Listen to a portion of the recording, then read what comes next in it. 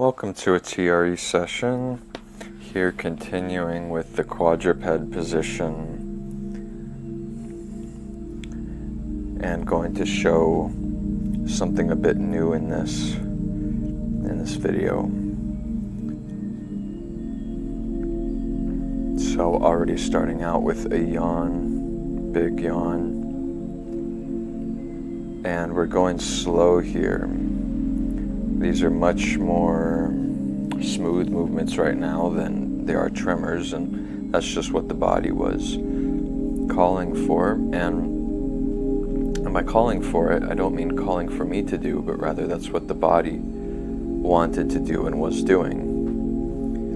I find in this position too, it's a slightly more advanced than the lying on the back position for most people perhaps, because we are putting effort to hold ourselves up, and yet it's still necessary, because we're tremoring, to not be voluntarily controlling or putting any will into the movements.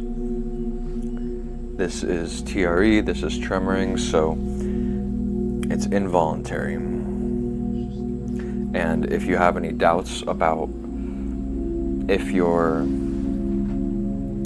using your voluntary nervous system, if you have any doubts about if you're really letting the body do what it does or if you're controlling it, then I recommend you book a session with me, because that is an important thing to clear up for yourself as much as you can, as early as you can, or else TRE might not appear as effective as it truly is for you. And we want to get the most out of this practice and every practice we do. Here are some lower back tremors, and resting my elbows on the ground so I'm not having to use the effort to hold myself up.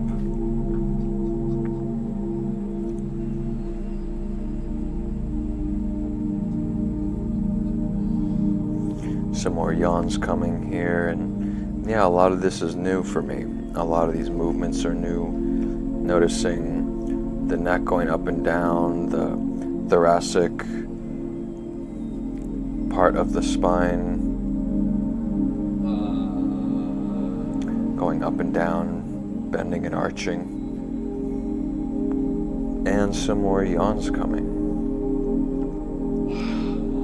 So, like I've said in previous videos, when we go into a new position, it's like uncharted territory a lot of times, and so we often have some surface tension residing there that we were not really uncovering with other positions, and that's the benefit of doing different positions.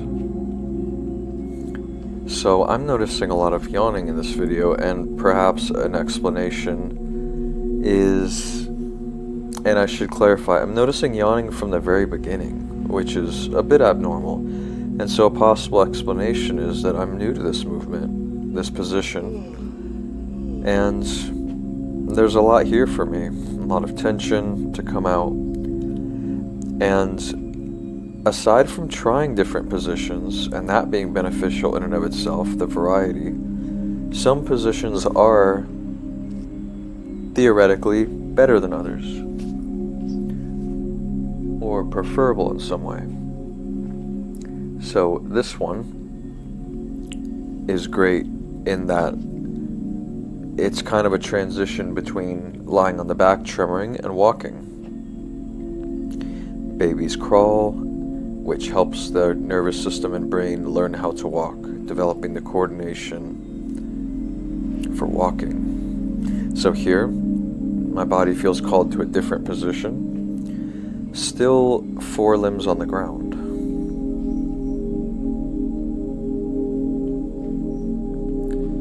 And this is not TRE related directly, but the pelvic floor is involved when we hold ourselves on the ground, when we're squatting.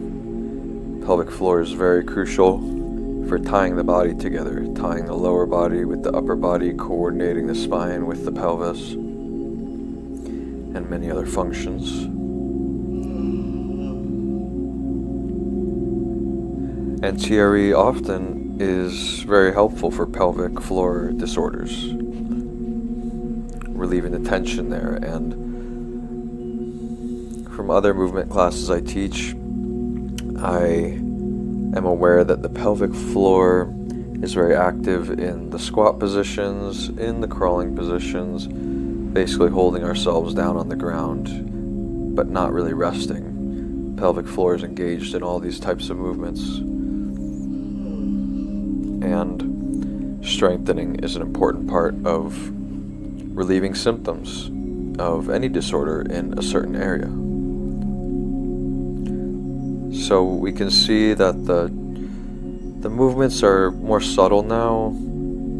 So a lot of those surface level, readily available tension patterns have played out, I've played through, I've tremored through for this session.